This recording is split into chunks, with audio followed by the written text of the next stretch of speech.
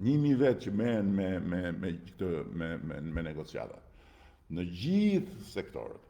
Dhe nuk ka asnjë minutë për të humbur.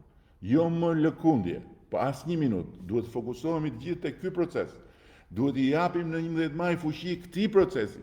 Duhet mos ketë ndërprerje asnjë ditë, sepse shpejtësia marrëmendse e kësaj pune është e paparë si sfidë. Dhe imagjino të hymë ne në historira me kujtim gjuzi. A e kupton tani se ku jemi apo jo? Kujtim gjuzi është fryma, pamja dhe gjithë simbolika e Shqipërisë madhështore. Ne nuk na duhet kjo, ne na duhet Shqipëria në Bashkimin Evropian.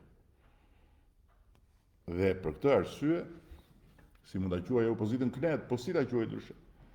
Si ta quaj ndryshe? Dhe është shumë interesant, sepse kur unë bëj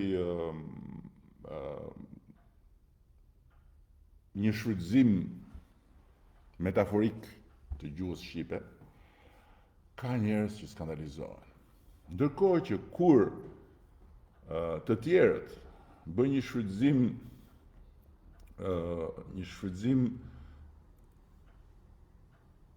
barbar të gjuhës shqipe, duke përdorur fjalët më ekstreme, më brutale, kriminal, hajdut, i tillë, i atill, kusar, gjithë, kjo është normale.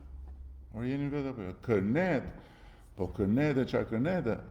Një lloj kënete që nuk i duhet drejtit, sepse këneta në vetvete ka ato të mirat e veta. Edhe bufi vet, ai i vërteti i kënetës, është ku